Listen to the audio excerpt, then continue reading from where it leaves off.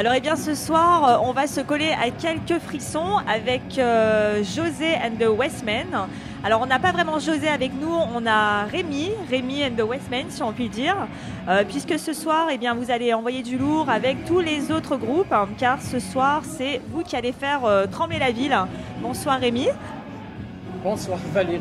Comment ça va bien? Ça va très bien. Alors, vous êtes des habitués des lieux, l'Ampérage? Ça va toujours bien. Moi. Quand je vais pas bien, je reste chez moi. D'accord. En tout cas, tu as l'air d'aller. Alors, vous êtes des habitués des lieux. Donc, avec le groupe, ce soir, vous allez jouer ici. Vous êtes des habitués de la maison. Alors, la première question que j'ai envie de vous poser, c'est que vous savez que cette semaine, il y a eu des petites modifications concernant les horaires à l'Ampérage. Oui, j'ai vu des affiches tout à l'heure. Il y a un placard, effectivement, à l'entrée, fermeture à 1h. Oui, c'est dommage parce que l'Ampérage, c'est un peu le seul, c'est à peu près le seul lieu rock'n'roll qui reste à Grenoble, à part les squats et compagnie. Et c'est dommage parce que du coup, ça restreint tout le monde et ça restreint d'abord les organisateurs qui, eux, se fendent les cheveux en quatre pour essayer de monter des événements comme ce soir. Et puis, du coup, c'est des contraintes qui sont pas forcément bienvenues. Complètement. Alors, et puis on va également parler du visu de l'affiche, hein, de la soirée aussi de ce soir, parce que on voit tout de suite que ça donne tout de suite un autre ton en fait. Oui. Alors justement, pourquoi vous avez choisi un tel visu, un tel graphisme? Parce qu'on voit aussi le groupe Cobra en train de mettre le feu sur la ville. Grenoble. En fait, c'est Cobra, je pense que c'est José qui a déniché ça, qui l'a déniché. Ça a été, en tout cas, dans le cercle un peu réduit, pas réduit, mais dans le cercle primaire des amis qu'on peut avoir. C'est le premier qui est arrivé avec Cobra à dire il faut écouter ça. Et du coup, connaissant José, quand il y a vraiment un croche sur quelque chose, il va tout faire pour que ça aille plus loin, quoi. Mm-hmm. Donc, à partir de ce moment-là, il y a eu l'idée de faire cette soirée-là et de mettre Cobra en tête d'affiche, d'organiser l'événement autour de la venue de Cobra, parce que c'est quand même un groupe assez énigmatique et puis emblématique aussi. Oui, carrément, parce qu'il faut aussi savoir... C'est vraiment le look et c'est tous les clichés que Cobra véhicule et amplifie avec beaucoup d'humour, mais bon... C'est au 13 millième degré, mais d'où l'affiche. L'affiche est directement tirée un peu de l'univers cobresque. Ah, d'accord. On voit ça parce qu'on a, voilà, justement, c'est ce qu'on disait. Cobra aussi, c'est des textes qui sont un peu dénonciateurs, avec des paroles bien provoques. Oui. Je pense, je prends comme ça un titre qui me vient. On a par exemple PD, drogué, échange de seringues. Justement, qu'est-ce que tu penses de ces textes? Eh ben, c'est super bien foutu. Parce que c'est super dur d'écrire en français. D'écrire du rock'n'roll en français ou du métal ou du punk, c'est hyper difficile. Il y a plein de grosses consonnes dures qu'il n'y a pas en anglais. Mais eux, déjà, juste le morceau lieu associatif pour les jeunes qui sortent sur YouTube. On a l'impression de lire un programme de Maison pour tous. Mais venant d'eux, c'est l'adéquation, ça fait une espèce de buzz. C'est hallucinant. C'est vraiment... Et les textes sont super bien foutus. Et effectivement, ils ont eu l'habilité de prendre tous les petits clichés que véhicule le métal, Satan, la drogue, oui, etc., et en faire un truc. Mais ils ont tiré sur le filtre, ils ont tiré et puis ils l'ont amplifié. D'accord, ouais. Mais c'est vraiment... c'est au 13 millième degré. Hein. D'accord, ouais. Ils ont vraiment... mais les mecs, ils sont vraiment... Ils sont entiers dans leur truc, ils sont vraiment intègres. Et le chanteur, il tue. Hier soir, à Valence... Ça a déchiré. De la folie, quoi. Ah ouais, non, mais c'est vraiment de la folie. D'accord. Là, on est en tout cas pressé de les voir là tout à l'heure.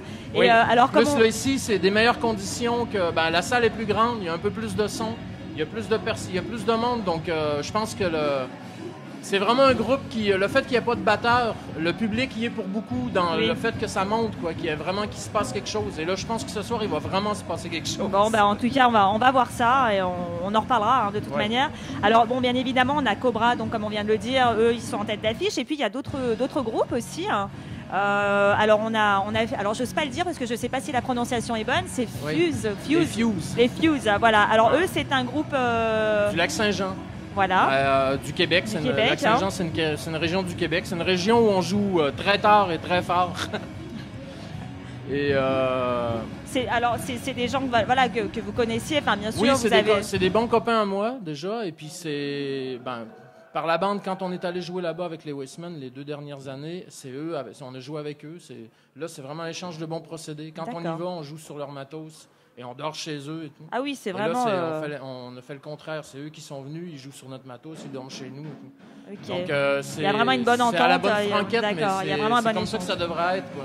Ok. Alors ensuite, on a Bad Chicken aussi. Hein. Ça, c'est plutôt un... Bad Chicken, ils sont en train de jouer. Ils sont là. en train de jouer, me semble. Hein. Je sais qu'il y a des gars de Valence et je pense de Grenoble aussi. Oui. C'est des personnes que José connaît depuis un certain temps. Et puis l'autre groupe, Electric Shock, ça, c'est vraiment un coup de cœur pur jus, José. Il les a vus au doc et il a dit « Ouais, il faut les faire jouer, il faut les faire jouer. » Et puis effectivement, j'ai été agréablement surpris. Ils ont joué tout à l'heure et ils ont vraiment assuré. Ça envoie du lourd. Et il y a aussi Billy Montaya, c'est ça? Billy, ça c'est très énigmatique. Qui est Billy alors? Billy Montoya, c'est un icône de la scène underground de Grenoble.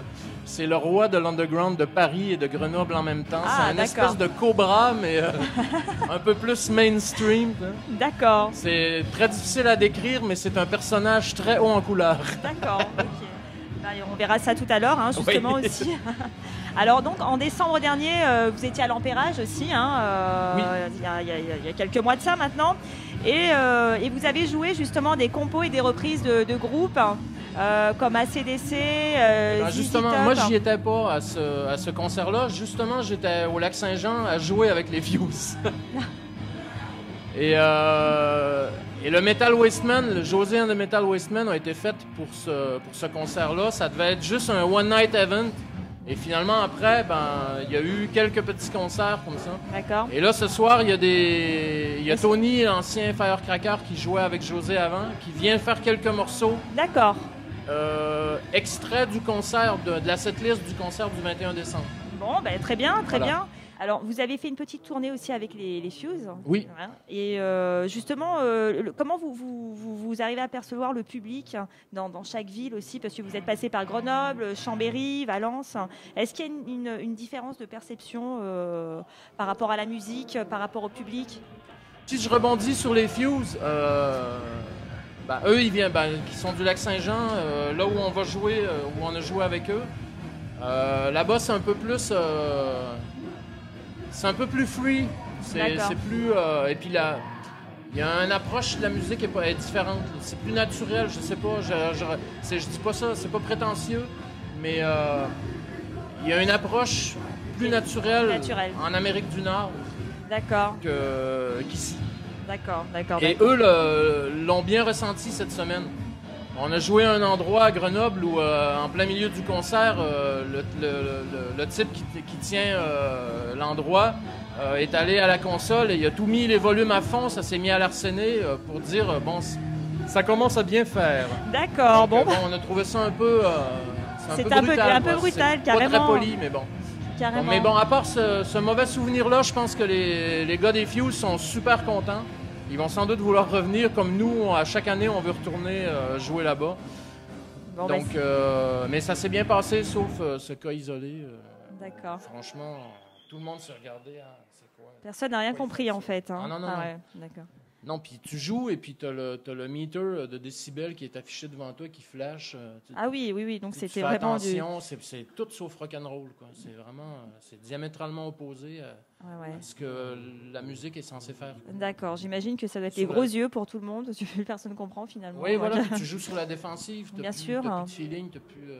C'est moi, voilà. Tu dis « oh mince », on joue trop fort, « oh mince ». Enfin bon, malheureusement, il y a des... Alors ensuite, on peut dire aussi que vous avez un succès qui est croissant, de nombreuses dates. Oui. Justement, notamment l'année dernière où vous avez joué avec les Kids. Ah oui. Est-ce que vous pouvez nous en parler? C'est un très bon souvenir. Est-ce que, justement... C'est d'autant plus un bon souvenir que c'est eux qui nous ont demandé, quoi. Ah oui, carrément, ouais. Ils ont eu des propositions. En fait, c'est des dates qui se sont calées... peu de temps avant le concert qu'il faisait avec Metallica au Stade de France. Et le tourneur José connaissait le tourneur. Et il avait déjà filé des disques à Allison, etc., etc. Et quand ils ont programmé les 3 dates, le tourneur a proposé des groupes aux Kills pour faire le opening act, la première partie. Et Allison, quand elle a reconnu le disque des Westmen, elle a dit c'est eux. D'accord. C'est plutôt une belle surprise. Donc super cool. Ah oui. Puis en agréablement plus, ils sont surpris. vraiment sympathiques et tout. D'accord. Ouais. Et justement, est-ce qu'un jour vous pensez vivre de votre musique? Vraiment? Alors, c'est le maître pour en parler plus que moi. Non, franchement, je sais pas si on aspire. Ben, c'est inconscient, c'est une espèce de maladie incurable, quoi. C'est pire que l'ado. Oui. Tu peux pas t'enlever de la tête l'idée que peut-être un jour. Oui. Ben, c'est ça qui fait qu'on organise tout le temps des trucs sans arrêt, quoi. Même en sachant qu'on n'en retire pratiquement rien financièrement. Mais c'est impossible d'arrêter. D'accord.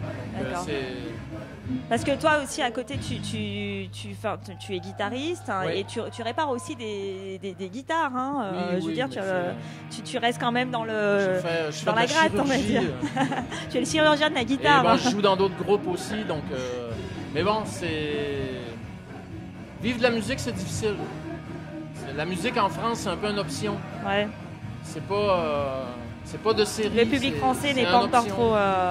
Et les gens, ils vont rien dire pour payer un mécanicien ou un plombier ou quelqu'un qui va venir réparer un truc, qui va prendre 2 heures et qui va leur dire, ben voilà, c'est 80 € de l'heure. Ouais. Après, il est parti. Par contre, un musicien, il s'amuse. Bien sûr. C'est la différence, ouais. Personne ne pense à tout le boulot qu'il y a en amont, l'organisation. D'ailleurs, j'en profite parce que ce soir, si c'est comme ça, c'est José qui a en grande partie le mérite. Il peut pas s'arrêter, il faut tout le temps qu'il organise des trucs comme ça. D'accord, oui, lui c'est et vraiment on lui dit pas assez souvent, donc là j'en profite pour lui dire. José, alors, mais profites-en. C'est vrai.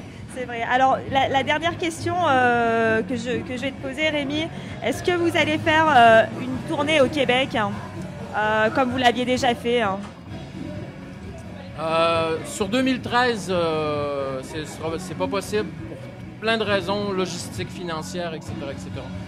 Par contre, ce qui est cool, c'est qu'on a eu des demandes. Parce que les graines qu'on a semées les 2 dernières années, là, c'est les gens cette année qui nous ont contactés. Est-ce que vous venez l'été prochain? Tout. Mais on prépare un truc pour 2014. Ah, d'accord. Ça sera la surprise, on va en entendre parler. Oui, sûrement, parce qu'on a des copains qui sont déménagés aux États-Unis et tout. D'accord. Donc, on arrive on pourra facilement construire un petit réseau entre le Canada, le sud des États-Unis, l'ouest, le Midwest. Ok, on vous reverra. On aimerait bien louer un camion avec un trailer U-Haul avec le matos dedans derrière, des camions gris. Ah, ça serait sympa, ça serait bien, voilà, se faire un truc, un mois ou genre une vingtaine de dates. D'accord, bon, on vous reverra. À la fois au Canada et aux États-Unis. D'accord, bon, j'espère que vous nous tiendrez au courant en tout cas. Oui, on vous reverra à l'Ampérage aussi. Oui, sûrement. Oui, sûrement. D'accord. Bon, en tout cas, merci beaucoup, Rémi. Merci pour ta sympathie. Et puis, on attend de voir la suite sur scène. Très bien. Merci, Rémi.